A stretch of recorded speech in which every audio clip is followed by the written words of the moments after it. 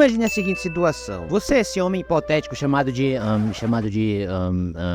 Arlindo Santana Geraldo Thomas Turbano da Silva Pereira Pinto Júnior. Um certo dia você é chamado para um famoso domingo de almoço em família.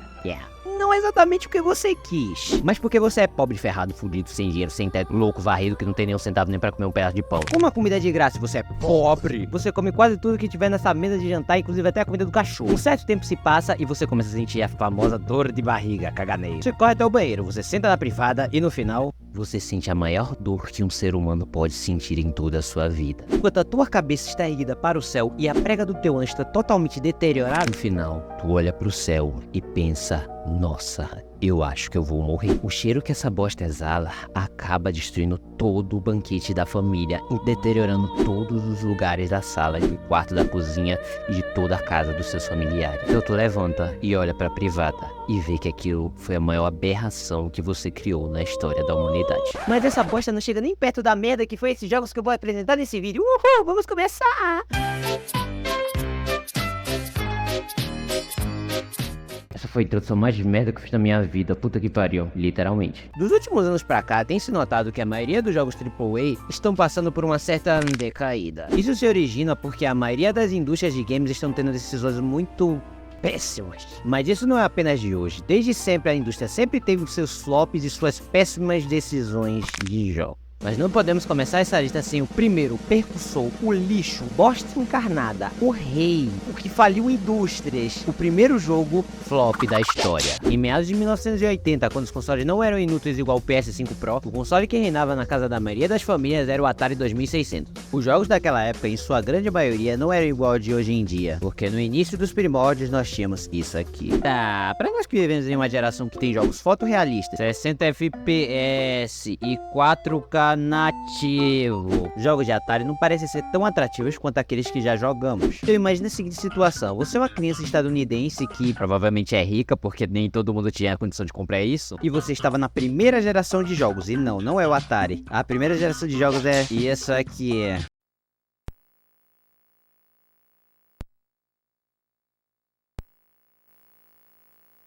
Sim, meus amigos, a primeira geração de videogames era um console que rodava Pong. E sair de uma máquina de jogos que rodava Pong para uma máquina de jogos que rodava muita mais variedade de jogos, isso sim era uma evolução. Muito mais do que o PlayStation 4 para o PlayStation 5. O Atari 2600 ele era muito popular com as crianças da época, com vários jogos que fez muito sucesso, como Pitfall, Space Invaders e até o próprio Pac-Man de fliperama. Bem, não tão bom quanto a versão de fliperama. Com o sucesso do Atari, muitas pessoas da área de tecnologia viram que isso era uma boa forma de ganhar um dinheiro. E de apenas poucos bons jogos que tinham no início da geração, o Atari começou a se inflacionar de um monte de porcaria. Jogos como King Kong, I Want My Mommy, que porra de nome é esse? Jogo da velha 3D, sim, enfatiza bem, 3D. Eu não sei como é que essa merda funciona e eu nem quero saber. E essa pedrada aqui, Starships. Cara, esse jogo parece aqueles jogos horríveis que eu faço no Game Maker, meu Deus do céu. E no meio de tanto oceano de merda, um jogo se destaca. Sim, o jogo do ET mais famoso do mundo. Não é o ET Bilu. ET. Talvez você não conheça ele porque ele é de um filme meio antigo e eu acho que nem tantas pessoas conhecem ele, acredito que não.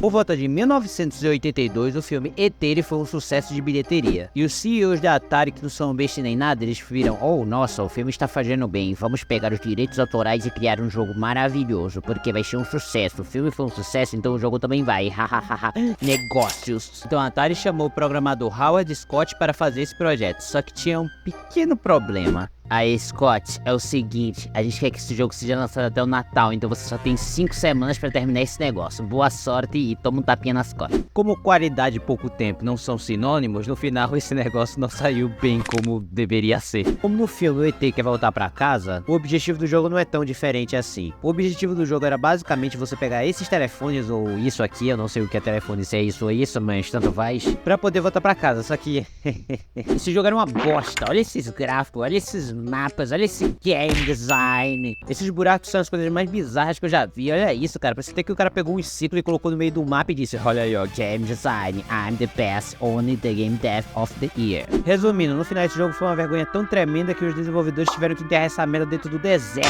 só pra poder parar de passar vergonha. A história do Daikatana é bem curiosa. O é desenvolvido por John Romero, um dos responsáveis pela maior franquia de jogos de tiro em primeira pessoa, Doom.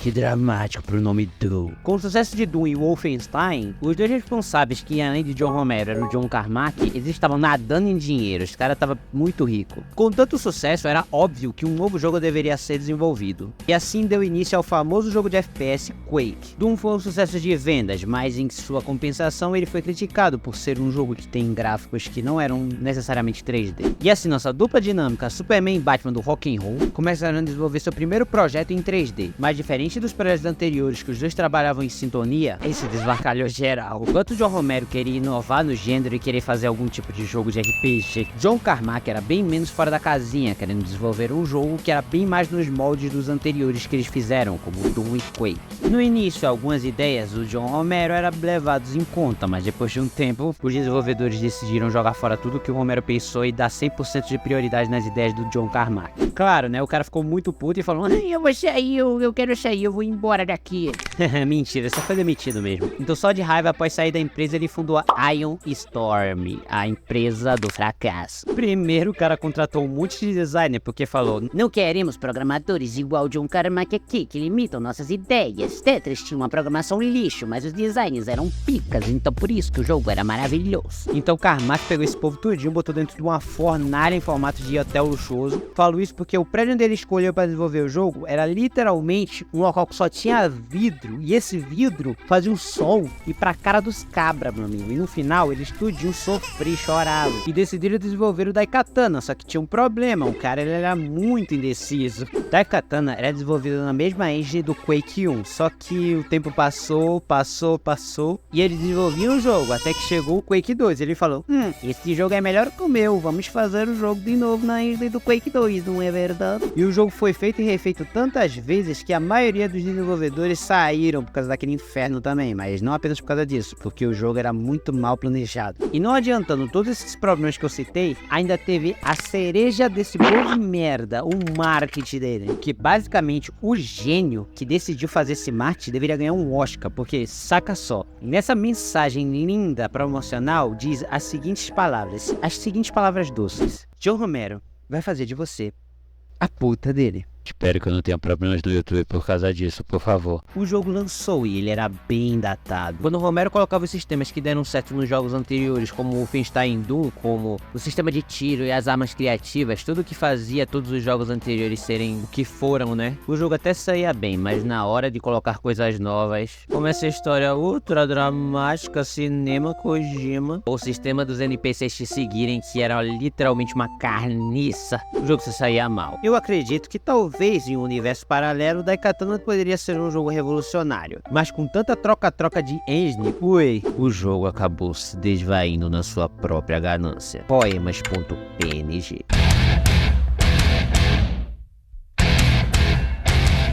Falando em jogo que vive trocando de engine, Duke Nukem Forever foi outro jogo que passou por esse mesmo mal. Em meados dos anos 90, Doom era um dos jogos mais famosos da época. Como eu tinha falado, esses dois não ficaram ricos à toa, né? Com o sucesso estrondoso desse título, várias empresas queriam criar o seu próprio Doom. E realmente criaram, com vários estilos de jogos sendo criados nos mesmos moldes de Doom. O mercado começou até a ficar meio saturado de tanto jogo que era feito estilo Doom. E com tanto jogo no mercado, a 3D Realms, essa empresa aí, desenvolveram Duke Nukem 3D, jogo totalmente fora do politicamente correto, com morte, sangue, drogas e mamilos. O jogo se saiu muito bem, trazendo um rio de dinheiro para Helms. E por causa disso que em meados de 1997 eles anunciam o Duke Nukem Forever, um jogo exclusivo de PlayStation 1. Só que, entretanto, eles queriam desenvolver dois jogos ao mesmo tempo, Duke Nukem Forever e Prey. E quando uma empresa decide desenvolver dois jogos ao mesmo tempo, você sabe que vai dar merda. Já viu, né? Ao menos se você for o Kojima ou Miyazaki, porque não tem como, né? Chega 1998 e Duke Nukem ele é anunciado na E3.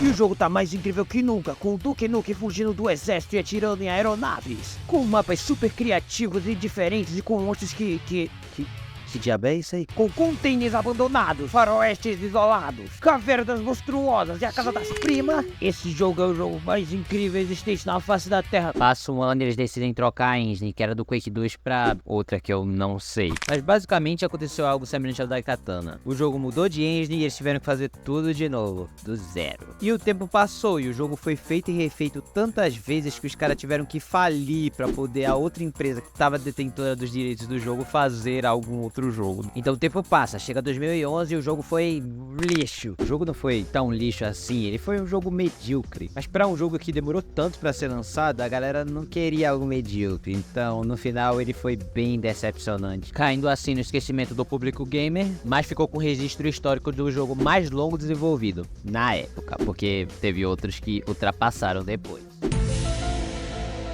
Sim, mais um jogo de Alien, mas não esse aqui. Alien Colonial Marines, ele foi uma das histórias com maior sacanagem que eu já vi na história do desenvolvimento de jogos. Isso porque esse jogo é a terceirização da terceirização da terceirização. Sim, vou explicar melhor como isso aí foi feito. Primeiro tinha o diretor criativo da Gearbox que sempre quis fazer um jogo do Alien. Então ele marcou uma reunião com o diretor dos filmes e eles tiveram conversas, várias conversas de um jogo super ambicioso no universo de Alien. Só que havia um pequeno problema. Os direitos autorais de distribuição dos jogos de Alien estavam com a SEGA, então eles foram lá e pediram autorização. Então a SEGA aceitou e deixou a Gearbox fazer o que quisesse, ou seja, estava terceirizada para ela, porque os direitos do jogo estavam com a SEGA, né? Só que aí que começa a sacanagem, que nessa época a Gearbox estava inventando de fazer um monte de jogo ao mesmo tempo, inclusive do Nukem Forever que eu falei mais atrás. E o jogo do Alien Colonial Marines era um deles, só que...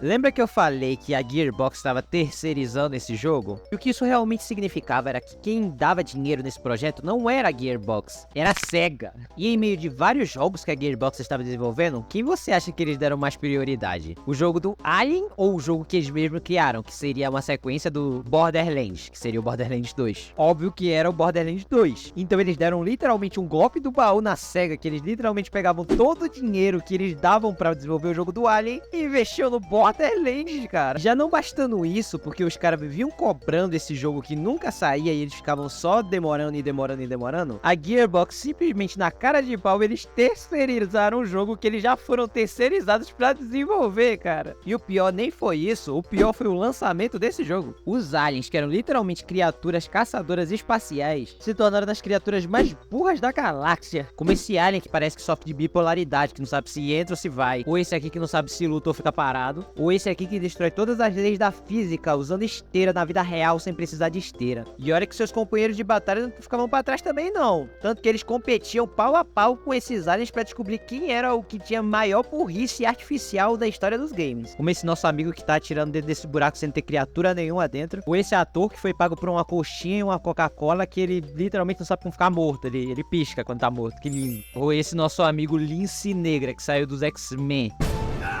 Morreu aí, man. Trailers. Você conhece, eu conheço, todos nós sabemos o que é essa apresentação que todos os desenvolvedores mostram quando querem demonstrar como funciona seu jogo. Mas a BioWare fez algo totalmente novo no mercado. Ao invés de criarem um trailer de um jogo, eles criaram um jogo de um trailer. Essa história começa no início de 2017, quando o executivo da EA Games jogou pela primeira vez a demo de Natal de Anthem. No final, ele jogou tudo e achou uma merda. Isso ocorria porque o desenvolvimento por trás do jogo estava uma zona. A equipe do jogo estava há anos dando voltas e voltas sobre esse projeto. Tudo que teria dentro do jogo, eles não sabiam quase nada. Então depois disso, meses depois, eles desenvolveram outra demo e mostraram para esse executivo outra vez. E ele adorou esse projeto, tanto que ele mostrou na E3 de 2017 esse jogo de novo. O público que viu o primeiro trailer achou aquilo incrível. Monstros variados, ambientação bonita, poder voar entre os mapas, uma história que parecia rica e complexa, e tipo de robôs diferentes que poderiam mudar totalmente a sua gameplay. Todo esse conto de fada poderia ser real se não fosse por um único detalhe. O trailer mostrado na E3 de 2017 era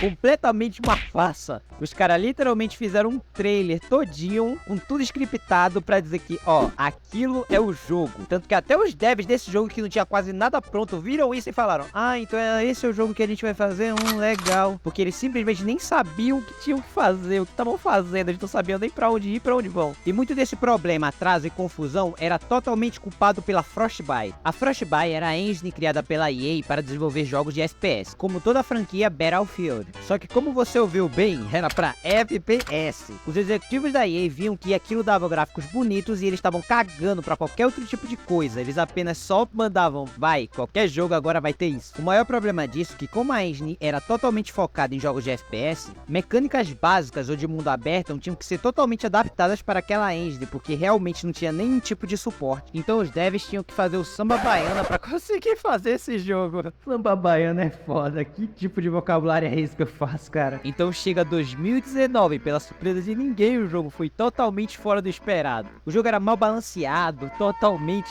incompleto, tanto que o jogo era tão mal planejado que se você tivesse com a primeira arma do jogo e nunca jogasse fora, a primeira arma do jogo era a mais forte de todas as armas. Inclusive, em seu lançamento, eles foram totalmente criticados pela sua história estar totalmente incompleta. A BioWare prometeu que Anthem seria um jogo que teria anos de conteúdo extra, só que 2 anos depois eles falaram que cancelariam tudo envolvendo Anthem. Anthem foi uma das maiores vergonhas do mercado de jogos, trazendo vários problemas psicológicos para os desenvolvedores e trouxe muitos prejuízos para a EA, ou seja, este jogo foi uma merda.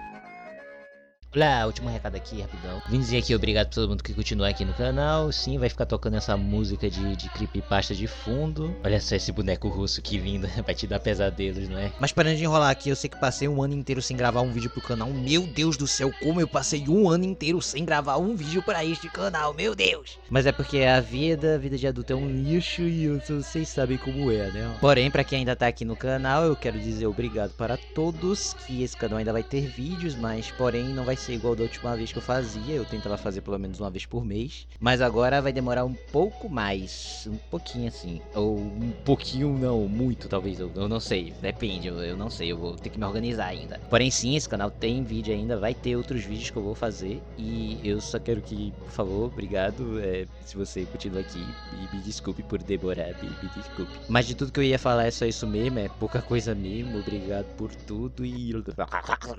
não sei fazer finalização não.